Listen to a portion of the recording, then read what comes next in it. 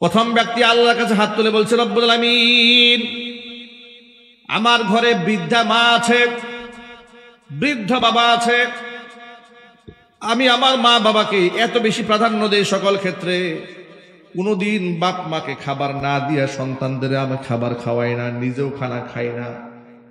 এভাবে চলতেছিল আমার আমল। আহারে কেমন সন্তান তিনি, বাপ মাকে এত শ্রদ্ধা করেন, এত সম্মান করেন।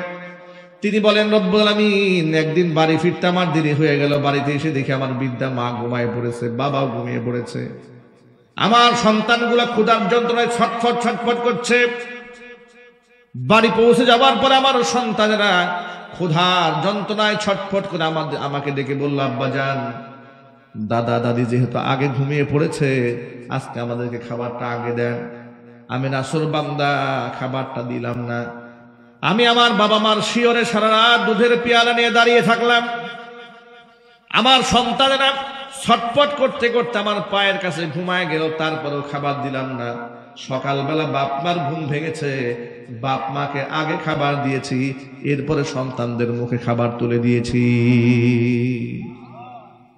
রব্বুল আলামিন, আমি আমার বাবা মার প্রতি যে শ্রদ্ধা জ্ঞাপন করেছি, যতটুকু প্রাধান্য বাবা মাকে দিয়েছি, একমাত্র তোমার খুশির জন্য যদি কাজটা করে থাকি, মেহেরবানি করে আজকের বিপদ থেকে আল্লাহ তুমি আমাদেরকে উদ্ধার করে নাও।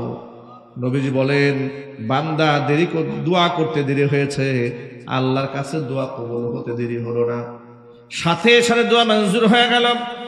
বৃহৎ আকারের সেই পাথরখানা আল্লাহ রাব্বুল আলামিন আপন কুদরতে গর্তের মুখ থেকে কিছুটা দূরে সরিয়ে দিলেন। কিন্তু যতটুকু সরেছে বের হওয়া সম্ভব নয় একজনের, বাকি আছে আরো কয়জন? আরো দুজন। দ্বিতীয় জন আল্লাহর কাছে হাত তুলেছে, রব্বুল আলামিন, আমার বাড়িতে লোকেরা কাজ করত, দিনমজুর কাজ, এই আঞ্চলিক ভাষায় বলে কামলা। কি বলে? এই এলাকায় কি বলা হয়? কামলা বলে না ভাই? কামলা, দিনমজুর কামলা। তো সকল কামলাদেরকে টাকা দিয়ে বিদায় করে দিয়েছি, পারিশ্রমিক দিয়ে বিদায় করেছি। এক কামলা টাকা না নিয়েই চলে গেছে। আমি গরিবের টাকা নিয়ে বড় পেরেশান হলাম। আমি এই টাকাটা কেমনে পৌঁছাই দিই তার কাছে? অনেক খোঁজাখুঁজি করার পরেও তাকে পেলাম না। পেরেশান হলাম, গরিবের টাকা কেমনে কি করা যায়, আমানত কিভাবে রক্ষা করব? তখন আমি ওই টাকা দিয়ে ওই ব্যক্তির নামে একটা ছাগল কিনলাম। কিছুদিন লালন পালন করার পরে বাচ্চা হলো, বিক্রি করে একটা গাভী কিনলাম, সেখান থেকে বাচ্চা হলো, বিক্রি হওয়ার পর উট কিনলাম। এইরকম ছাগল, ভেড়া, বকরি, দুম্বা, উট দিয়া বিরাট একটা সম্পদের পাহাড় বানিয়ে ফেললাম। দীর্ঘদিন পরে ওই লোকটা এসেছে আমার কাছে টাকা চাওয়ার জন্য, পাওনা। আমি তাকে বললাম, আল্লাহর বান্দা, মরু প্রান্তরে তাকাই দেখো, মরু প্রান্তরে যতগুলা ভেড়া, বকরি, দুম্বা, উট দেখা যায়, সব তোমার কামাই করা নিয়ে যাও। আর ওজোর এখন সুবহানাল্লাহ। লোকটি আমাকে বলছে, আতাস্তাহজিউ বি, আপনি কি আমার সাথে দুষ্টমি করেন, ফাজলামো করেন? আমি পাবো সামান্য কিছু টাকা আপনার কাছে, আর আপনি আমার এতগুলো দিয়ে দিচ্ছেন? তিনি বলেন, হ্যাঁ, আমানতের টাকা, তোমার টাকা দিয়ে তোমার নামে তিল তিল করে এগুলো আমি করেছি। এগুলো একটাও মালিক আমি নই, সবগুলার মালিক তুমি। হে আল্লাহ, এ কথা বলার পরে লোকটি সব সম্পদ নিয়ে চলে গেল। আমি কিচ্ছু নেইনি, আর কিছু সে রেখেও যায় নাই। তোমার খুশির জন্য যদি কাজটি আমি করে থাকি, আল্লাহ এই বিপদ থেকে আল্লাহ আমাদেরকে উদ্ধার করে না। জোরে করে আল্লাহু আকবার। ইসলাম পূর্ণাঙ্গ জীবন ব্যবস্থা। আমরা অনেক সময় শ্রমিকদেরকে ঠকাই, কাজ করায় পারিশ্রমিক দেই না, ঠিক না ভাই? সুযোগ নাই। আতুল আজির আজরাহু ক্বাবলা আইয়াজিফা আরাকুহু, অবশ্যই শ্রমিকের গায়ের ঘাম শুকিয়ে যাওয়ার আগে তার পারিশ্রমিক ন্যায্য পাওনা চুকাই দিতে হবে। চিৎকার দেখুন আল্লাহু আকবার। মানুষকে আমরা ঠকাবো না, বলেন ইনশাআল্লাহ। কাউকে ঠকাবেন? দুনিয়াতে আপনি হয়তো ঠকাতে পারবেন, শক্তি আছে, সামর্থ্য আছে, অস্ত্র আছে, ক্ষমতা আছে, বল আছে, কিন্তু একদিনের জবাব আপনাকে আল্লাহর আদালতে দিতে হবে। আল্লাহ আমাদেরকে সচেতন হওয়ার তৌফিক দান করেন। আল্লাহ নবী বলেন, বান্দা দোয়া করতে দেরি হয়েছে, আল্লাহ পাক তার দোয়া কবুল করতে দেরি করেন নাই। সাথে সাথে পাথরটাকে কিঞ্চিত পরিমাণ আল্লাহ পাক দূরে সরিয়ে নিলেন। যতটুকু সরেছে এখন কিছুটা আলো বাতাস ভিতরে ঢুকতে শুরু করেছে, কিন্তু বের আলো বাতাস যখন ঢুকতে শুরু করেছে তাদের মধ্যে একটা আশার সঞ্চার হয়েছে যে না, আল্লাহ আমাদেরকে এখানে না খাওয়ায় মারবেন না, আল্লাহ আমাদেরকে ধ্বংস করবেন না, আল্লাহ আমাদেরকে শেষ করে দিবেন। এবার তৃতীয় ব্যক্তি আল্লাহর কাছে হাত তুলেছে রব্বুল আলামিন।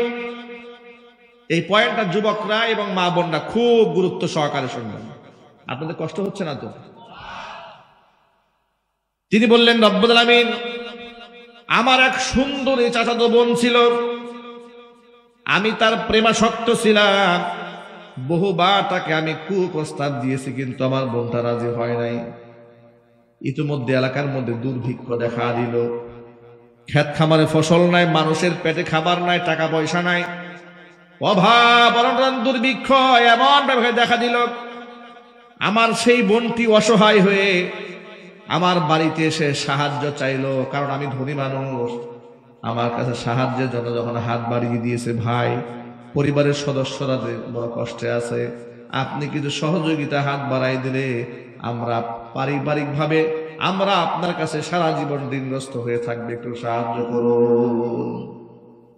লোকটি বলে, রব্বুল আলামিন, আমি এই সুযোগটাকে কাজে লাগাইলাম।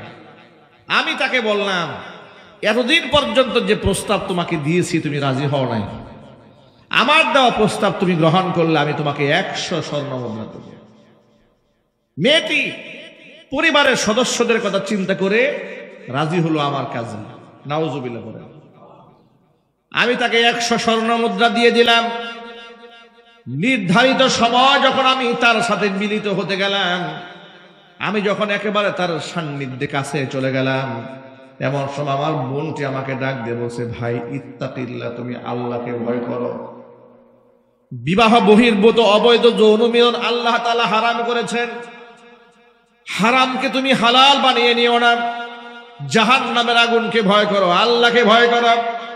এ কথা বলা মাত্র রব্বুল আলামিন আমি এমন ভাবে লজ্জিত হলাম আর অনুতপ্ত হলাম, একটি টাকাও আমি ফেরত দিলাম না, আমি সেখান থেকে চলে এলাম। পৃথিবীর কেউ দেখে না, একমাত্র তুমি দেখেছো আল্লাহ।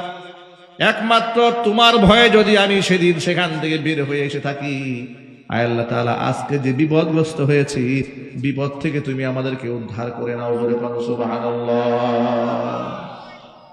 আল্লাহ নবী বলেন, বান্দা দোয়া করতে দেরি হয়েছে, আল্লাহ পাক সে দোয়া কবুল করতে মোটেও দেরি করলেন না।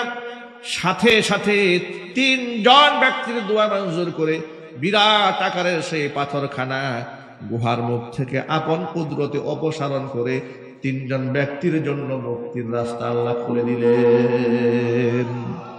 সে আল্লাহ আদৌ আছে না নাই? আরো জোরে বলতে হবে, আজও সে আল্লাহ আছেন না নাই? সুতরাং যা করবো একমাত্র আল্লাহর জন্য করব, আল্লাহর খুশির জন্য করব। এটা হচ্ছে 1 নাম্বার কথা।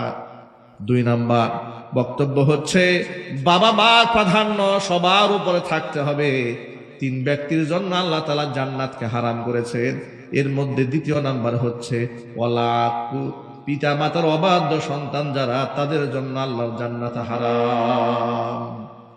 আমার সামনে যে সমস্ত ভাইরা বসে আছেন, মায়েরা বসে আছেন, এ কথা কান খুলে শুনে রাখেন। হুজুর বলেছেন, রিদাল্লাহি ফি রিদাল ওয়ালিদাইনি ওয়া সাখাতুল্লাহি ফি সাখাতিল ওয়ালিদাইন। যদি বাবা মা সন্তানের আচরণে খুশি হয়ে যায়, আল্লাহ পাক ওই বান্দার উপর খুশি হয়ে যায়। বাবা মা যদি সন্তানের উপর নারাজ হন, ওই সন্তানের উপরে স্বয়ং আল্লাহ রাব্বুল আলামিন নারাজ হয়ে যান। নবীজির কাছে প্রশ্ন করা হলো, কিলা মা হাক্কুল ওয়ালিদাইনি আলাইনা ইয়া রাসূলুল্লাহ, হে আল্লাহর রাসূল, বাবা মার কতটুকু হক আমাদের উপরে আছে? হুজুর জাওয়ামিউল কালিম ছিলেন, অল্প কথায় বেশি অর্থ বোঝাতে পারতেন। নবীজি বললেন, হুমা জান্নাতুকা ওয়া নারুকা, বাবা মায়ে তোমার জন্য জান্নাত, বাবা মায়ে তোমার জন্য জাহান্নাম। কথা একদম পরিষ্কার। সন্তানের আচরণে বাবা মা যদি সন্তুষ্ট হয়, আল্লাহ সন্তুষ্ট হয়ে যায়। সন্তানের আচরণে বাবা মা যদি নারাজ হয় ওই সন্তানের উপর স্বয়ং আল্লাহ রাব্বুল আলামিন নারাজ হয়ে যান। প্রিয় ভাইরা, আল্লাহ আমাদের উপর নাখোশ হয়ে যাক, নারাজ হয়ে যাক, অসন্তুষ্ট হোক, এটা কি আমরা চাই? আরো যদি বলেন এটা কি আমরা চাই? তাহলে বাবা মার সাথে সদাচরণ করতে হবে, রূঢ় আচরণ করা যাবে না, অভদ্র ভাষায় কথা বলা যাবে না, বাজি বিহার করা যাবে না, বাবা মাকে সংসারে বোঝা মনে করা যাবে না, বাবা মার পেছনে টাকা ঢেলে অতিষ্ঠ হওয়া যাবে না। এ কথা চিন্তা করবেন না, যদি বাপ মা না থাকতো তাহলে অনেক টাকা সেভ হয়ে যেত, নাউজুবিল্লাহি মিন যালিক বলেও চিন্তা করবেন না। বরং সন্তান যদি রিজকের মধ্যে বারাকা চায়, সে যেন বাপ মার পেছনে বেশি বেশি টাকা খরচ করে। যে সন্তান বাপ মার পেছনে টাকা বেশি ঢালে, ওর টাকার মধ্যে বরকত বাড়াই দিবেন কে? চিল্লাই বলেন। সুতরাং বাবা মাকে নারাজ করবো না, বলেন ইনশাআল্লাহ। আরো জোরে করেন ইনশাআল্লাহ। দ্বিতীয় নাম্বার হলো শ্রমিকের হক কোনদিন নষ্ট করব না, বান্দার হক কখন আমরা ফাঁকি দেব না।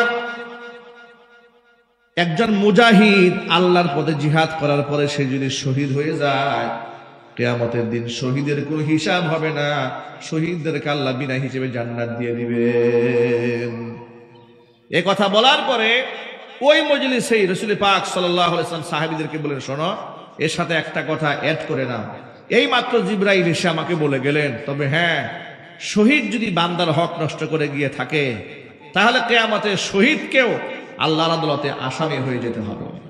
সুতরাং মানুষের হকের ব্যাপারে কোনো প্রকার অবহেলা করা যাবে না, বলেন ইনশাআল্লাহ। 3 নাম্বার, যুবক ভাইরা, যুবতী বোনেরা, তাকওয়ার উপরে প্রতিষ্ঠিত থাকুন, খুলুকে হাসান, চরিত্র ঠিক রাখেন।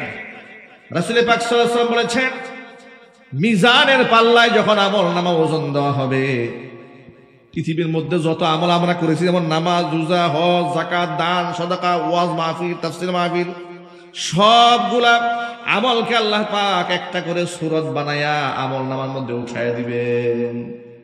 কিন্তু সমস্ত আমলের মধ্যে সবচাইতে ভারী আমল হয়ে যাবে খুলুকে হাসান, উত্তম চরিত্র থাকবে যার, আমল নামা ভারী হয়ে যাবে তার। জোরে বলেন সুবহানাল্লাহ। এই জন্য চরিত্রকে ঠিক রাখতে হবে। আর এই ক্ষেত্রে আমি গার্জিয়ানদেরকে বলছি, চরিত্র ঠিক রাখতে হলে আমাদের সন্তানদেরকে উপযুক্ত সময় বিবাহ দিতে হবে, ঠিক কিনা বলেন? যথা সময় বিবাহ দিতে হবে।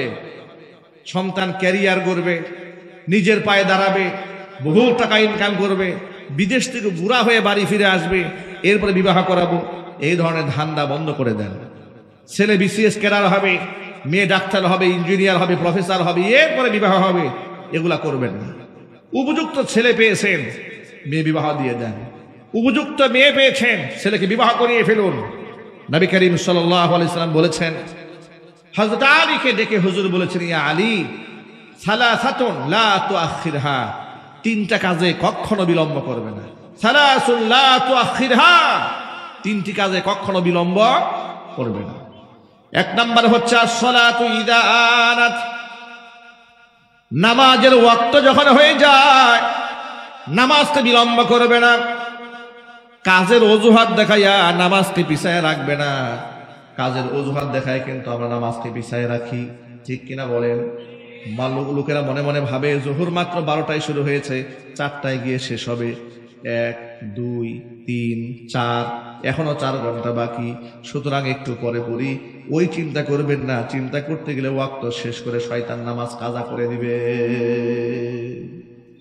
as-salatu idha anat, নামাজের ওয়াক্ত হয়েছে, বিলম্ব করা যাবে না, 1 নাম্বার। 2 নাম্বার, ওয়াল জানাজাতু ইযা হাদারাত, জানাজার নামাজ যখন হাজির হয়েছে, রাজনৈতিক ভাষণ দিয়া টাইম লস করা যাবে না। আমাদের সমাজের মধ্যে কিন্তু এই কুসংস্কারটা আছে। মানুষ মারা গেলে দেখবেন সামনে লাশ নিয়া একের পর এক নেতারা ভাষণ দেওয়া শুরু করে, যদিও সরিষা বাড়িতে এই সিস্টেমটা নাই। এদিকেও আছে এগুলা, মানে শয়তান সব জায়গায় গেছে না। কিছু কিছু জায়গায় এমন অবস্থা হয় যে পাবলিকটা আসছে একটু জানাজা পড়তে, পারে না নামাজ রেখে দৌড় দেয়, ঠিক কিনা বলেন? দাঁড় করিয়ে রেখে দিয়েছে, একের পর এক নসিহত করা শুরু করে। আবার কিছু কিছু নেতারা ওয়াজও করে, আশ্চর্য কারবার। আরে বাবা, সবার কাছ থেকে লোকেরা কি ওয়াজ শোনা পছন্দ করে? সবার কাছ থেকে লোকেরা ওয়াজ শুনতে চায় না, এটা জোর করে ওয়াজ শোনাবে। যাই হোক, হুজুর বলেছে ওয়াল জানাজাতু ইযা হাদারাত, জানাজা হাজির হয়েছে বিলম্ব করবে না। 3 নাম্বার ওয়াল আইয়িমু ইযা ওয়াজাদতা লাহা কুফুয়ান, যখন তোমরা অবিবাহিত মেয়ের জন্য উপযুক্ত পাত্র পেয়ে গেছো, এই মেয়েকে বিবাহ দিতে বিলম্ব করো না। অহংকার দেখায়ও না, দেমাগ দেখায়ও না। না না না, আমি চৌধুরী বংশের, আমার মেয়ে আরো উঁচু জায়গায় যাবে, এরকম ধান্দাবাজি করো না।